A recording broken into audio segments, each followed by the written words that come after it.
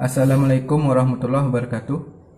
Di video kali ini, kami dari kelompok 2 akan menjelaskan tentang pengembangan sistem atau sistem development.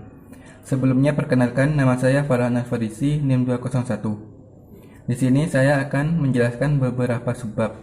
Yang pertama, membangun sistem bisnis. Yang kedua, pendekatan sistem. Yang ketiga, the System Development Life Cycle atau SDLC.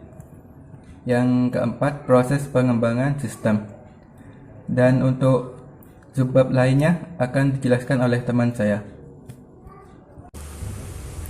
Untuk subbab pertama, yaitu membangun sistem bisnis. Pengertian dari perencanaan. Perencanaan merupakan suatu koordinasi kegiatan yang dilakukan untuk mencapai tujuan spesifik dalam waktu yang sudah dirumuskan sebelumnya. Secara umum bisa dibilang bahwa bidang manajemen bisnis akan selalu terkait dengan perencanaan. Manajemen merujuk kepada bagian yang menjalankan, mengelola, sekaligus membuat perencanaan bisnis. Dengan demikian, konsep manajemen menjadi komponen penting yang berada di balik layar sebuah bisnis. Dan subbab selanjutnya yaitu ada pendekatan sistem. Pendekatan sistem ada 5, yaitu 1. Pendekatan konvensional, 2. Pendekatan fungsional, 3. Pendekatan struktur data, 4. Informasi engineering, yang kelima pendekatan objek. Yang pertama, pendekatan konvensional, yaitu pelaksanaan pengembangan kerja diawali dengan melihat alur dokumen dari satu bagian organisasi ke bagian organisasi lainnya. Selanjutnya ditentukan proses pengolahan datanya. Kedua, pendekatan fungsional, yaitu pengembangan dilaksanakan dengan melihat fungsi atau proses yang harus dilaksanakan oleh sistem data yang menjadi masukan atau keluaran, sumber dan tujuan data, serta tempat penyimpanan data. Yang ketiga, pendekatan struktur data, yaitu sudut pandang pengembangan adalah struktur data dari dokumen input atau output yang digunakan dalam sistem. Struktur tersebut kemudian dinyatakan secara hierarki dengan menggunakan konstruksi sequence, selection, dan repetition sampai terlihat proses pembentukannya. Yang keempat, informasi engineering, yaitu sistem dibangun berdasarkan kebutuhan informasi enterprise. Pelaksanaan pengembangan perlu diawali dengan proses perencanaan strategis informasi. Dan wilayah bisnis cakupan pengembangan adalah seluruh enterprise mengaplikasikan teknik terstruktur dan automate tools. Yang kelima, pendekatan objek, yaitu sudut pandang pengembangan sistem dilakukan berdasar objek yang ada dalam sistem. Sistem dipandang sebagai kumpulan objek yang memiliki atribut dan operasi yang saling berinteraksi satu dengan yang lain. Untuk subbab selanjutnya yaitu the System Development Life Cycle atau SDLC.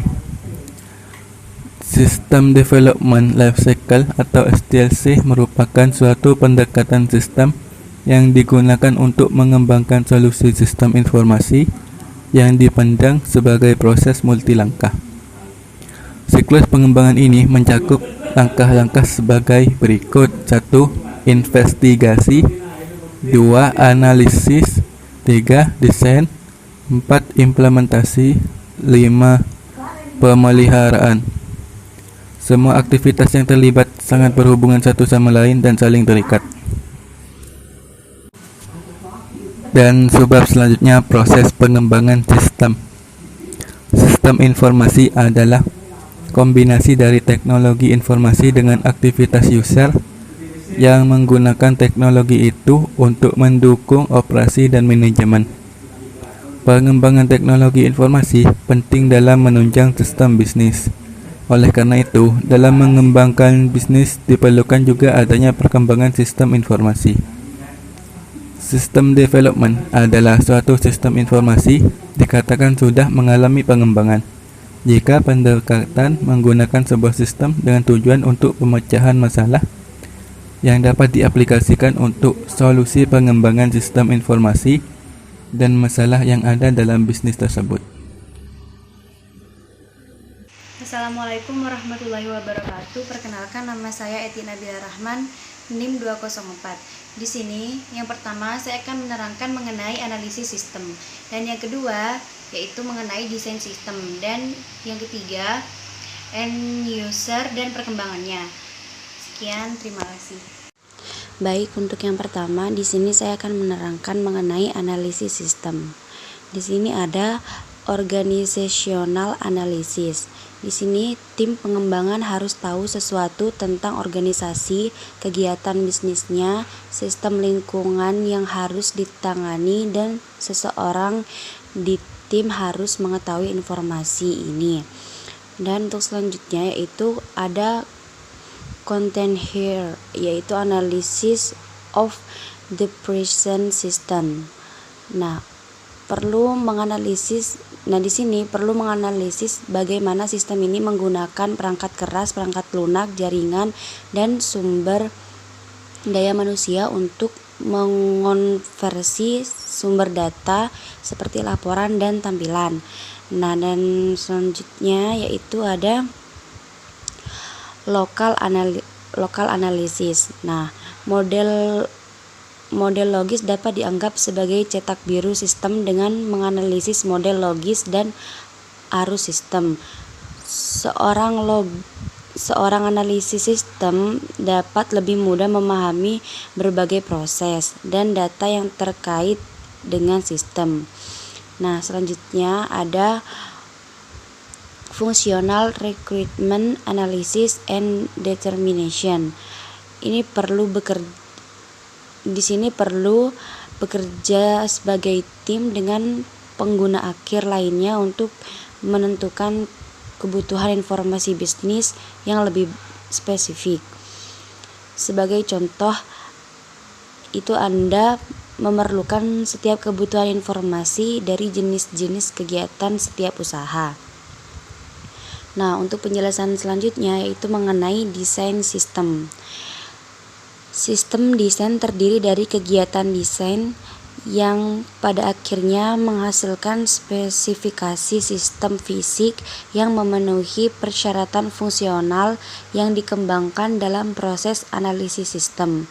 Titik ini adalah di mana masalah yang berkaitan dengan hardware, software, jaringan penyimpanan data, dan keamanan, dan banyak lainnya akan dibahas dan ditentukan. Untuk desain sistem sendiri ini ada 3. Yang pertama yaitu prototyping.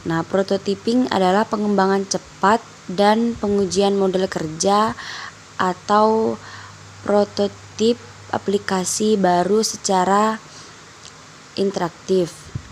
Ada desain antarmuka pengguna, yaitu aktivitas desain antarmuka pengguna berfokus pada mendukung interaksi antar pengguna akhir dan aplikasi berbasis komputer mereka. Yang terakhir yaitu ada spesifikasi sistem.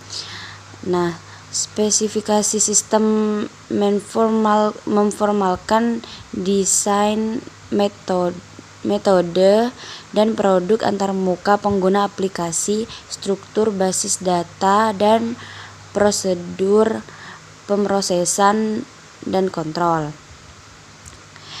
Untuk prototyping ini ada penjelasan tersendirinya, yaitu selama fase desain, proses pengembangan sering sekali mengambil bentuk atau termasuk pembuatan selama fase desain. Proses pengembangan seringkali mengambil bentuk termasuk pembuatan prototipe pendekatan.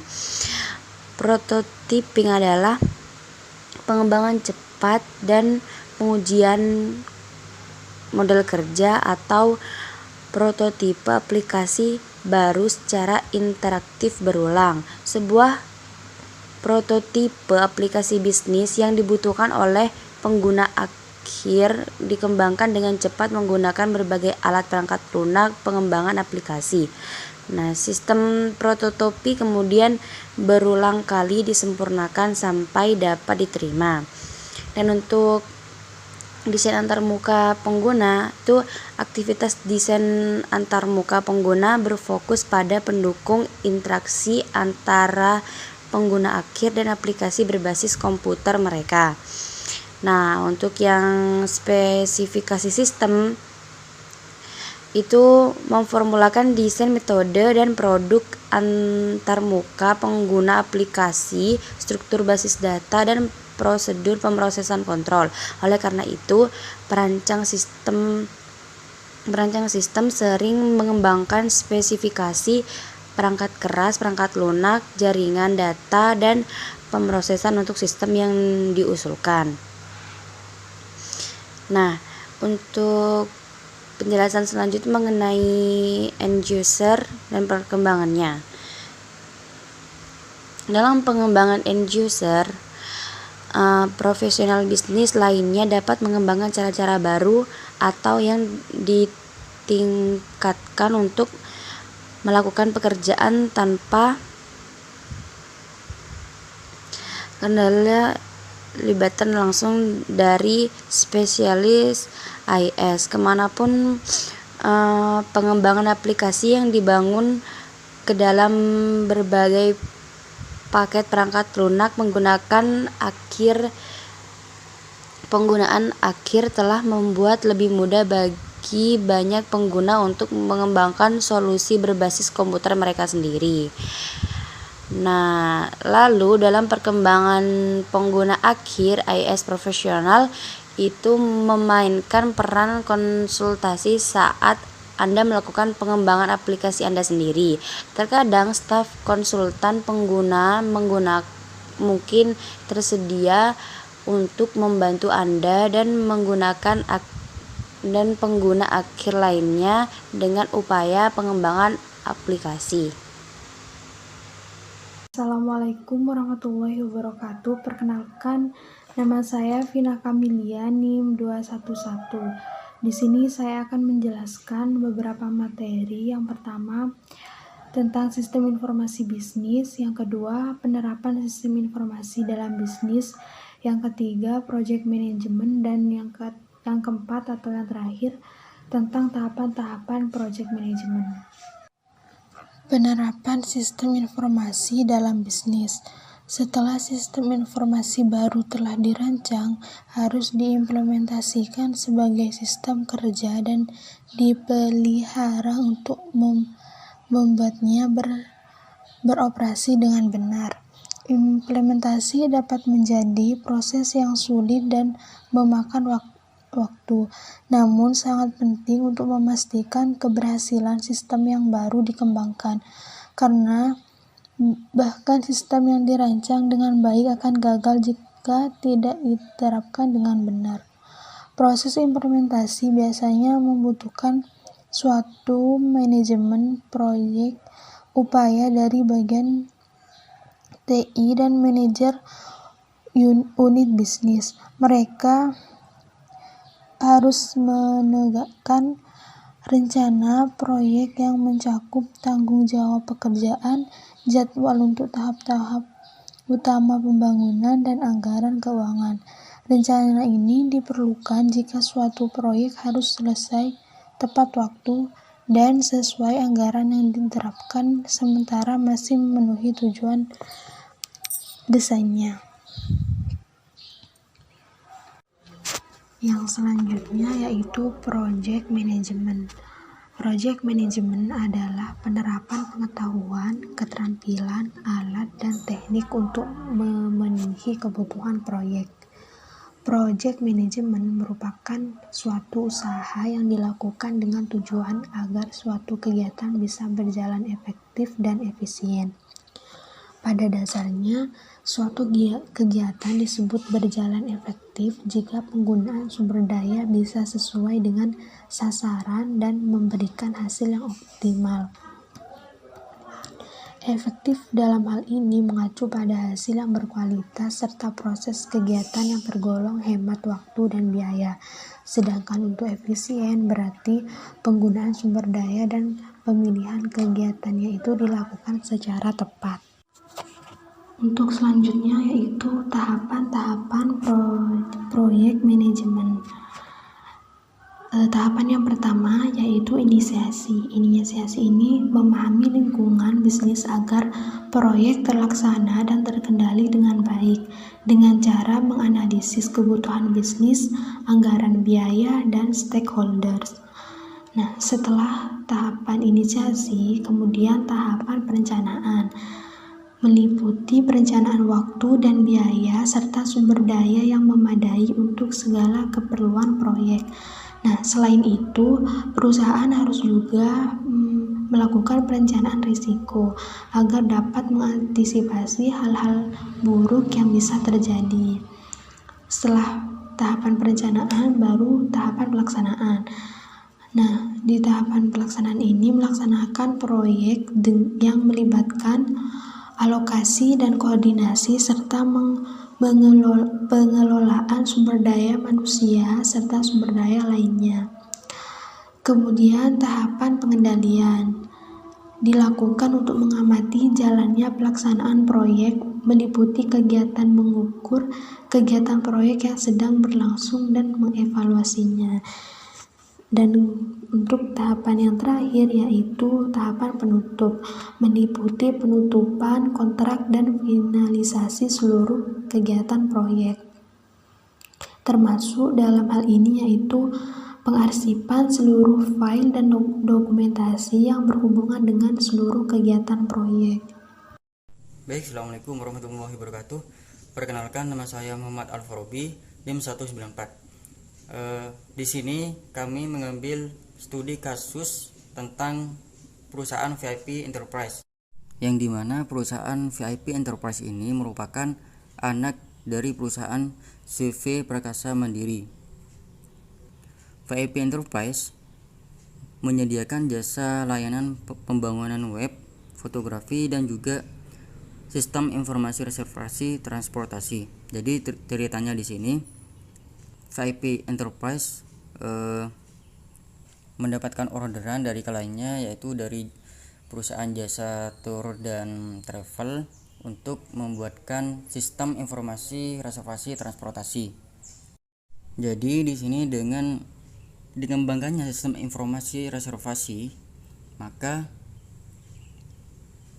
diharapkan perusahaan jasa tour and travel dapat mengefektifkan dan mengefisiensikan sistem informasi reservasi tersebut agar lebih mudah digunakan oleh konsumen. Di sini perusahaan jasa tour dan travel melakukan kerjasama dengan VIP Enterprise untuk menganalisis sistem kekurangan dari sistemnya tersebut. Sistem yang lama, kekurangannya itu adalah input data tidak dapat masuk ke dalam satu kategori pesanan atau reservasi sehingga data terkumpul menjadi satu. Output data berupa form reservasi yang telah divalidasi tidak tampak. Jadi diperlukan pengembangan sistem informasi reservasi transportasi masalah tersebut. Jadi di sini diputuskan oleh pihak tersebut bahwa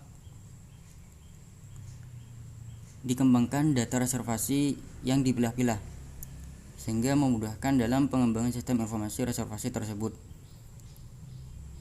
Yang kedua, sistem informasi reservasi transportasi secara online melalui internet, maka akan meningkatkan efisiensi waktu. Jadi studi kasus ini berkaitan dengan materi kita, yaitu salah satunya analisis sistem, yang dimana pada saat ingin mengembangkan sistem itu salah satu hal yang dikerjakan yaitu menganalisis sistem atau mengevaluasi apa yang masih kurang dari sistem yang lama. Itu ada 4 yang sudah dijelaskan tadi oleh etik, yaitu ada organization analysis of the present system, dan sebagainya. Untuk selanjutnya, desain sistem dari perusahaan jasa tour dan travel VIP Enterprise. Dari proses pengembangan sistem, maka dilakukan analisis, yaitu tadi yang sudah saya jelaskan tadi, yaitu untuk mengevaluasi ataupun mencari kekurangan dari sistem yang dulu. Nah, setelah ditemukan solusinya seperti apa, baru dibuat desain sistemnya. Sebenarnya di sini tidak hanya 2 desainnya, yaitu ada berapa saya lupa. Namun yang berkaitan dengan materi bab 10 menurut saya ini ada 2, yaitu desain fisik dan desain logik. Desain fisik dapat menunjukkan bagaimana nantinya sistem yang akan dibuat saat diterapkan. Sistem informasi reservasi transportasi ini dapat diakses oleh member di mana saja dan kapan saja melalui koneksi internet. Selanjutnya itu desain logik. Itu ada 2, yaitu diagram konteks dan diagram alir data. Diagram konteks adalah diagram yang digunakan untuk menjelaskan hubungan yang terjadi pada sebuah sistem dengan lingkungan di luar sistem tersebut. Nah, pada sistem informasi reservasi transportasi berbasis web ini melibatkan 3 kesatuan luar, yaitu member, VIP Enterprise, dan merchant. Ini merupakan bentuk dari model sistem dari diagram konteks. Di sini ada 3 pihak, yaitu member, VIP Enterprise, dan merchant. Member ini merupakan pelanggan ya. Jadi member atau pelanggan ini melakukan proses reservasi atau pemesanan tiket yang dimana di sini member akan memasukkan informasi yang dibutuhkan dalam proses reservasi atau pemesanan, yaitu bisa dari nama, alamat, tujuan, terus berangkat kapan atau tanggal keberangkatan, terus jenis transportasi, nomor telepon, dan lain-lain. Selanjutnya masuk ke VIP Enterprise yang merupakan perusahaan yang menyediakan jasa reservasi secara online atau pemesanan tiket secara online. VIP Enterprise mengelola data dan informasi dari member atau konsumen yang melakukan reservasi atau pemesanan tiket melalui web. Informasi yang dimasukkan yaitu bisa kode member, booking, nama, alamat tujuan, intinya sesuai dengan apa yang dimasukkan atau yang diinput oleh member. Setelah itu masuk ke VIP Enterprise, maka akan dikirim lagi ke merchant. Dalam hal ini merchant adalah perusahaan jasa dan tour tersebut. Baru di sini pihak merchant akan mencatat proses pemesanan tersebut, dan barulah member ataupun pelanggan akan mendapatkan tiket. Nah, selanjutnya yang kedua itu diagram alir data. Diagram alir data merupakan penjabaran dari proses-proses yang ada, di mana setiap prosesnya dijabarkan dengan lebih rinci. Ini merupakan bentuk dari model sistem diagram alir data. Sebenarnya sama dengan diagram konteks, tetapi untuk diagram alir data ini lebih detail. Nah, di sini member melakukan proses pengisian form reservasi yang dimana sudah saya jelaskan tadi, yaitu ada nama, alamat, nomor telepon, terus dan sebagainya. Yang selanjutnya akan masuk ke VIP Enterprise, perusahaan penyedia jasa sistem informasi reservasi. Maka akan diproses oleh VIP Enterprise, proses pemesanan, akan dilakukan reservasi, dan setelah itu dikirimkan lagi ke merchant atau perusahaan yang dalam ini adalah perusahaan jasa tour dan travel. Terus perusahaan tersebut, perusahaan jasa tour dan travel, akan melakukan proses pendataan yang dimana itu melalui proses checking yang akan dicek apakah masih ada tempat duduk atau tidak untuk member tersebut yang berangkat di tanggal tersebut. Jika tersedia, maka perusahaan akan membuat laporan ketersediaan yang berisi adanya tempat duduk, misalnya nomor 3 misalnya. Nah, dan setelah itu dikonfirmasi ke VIP Enterprise. Maka VIP Enterprise akan mencetak tiket dan melakukan pencatatan dan memberikan tiket ke member.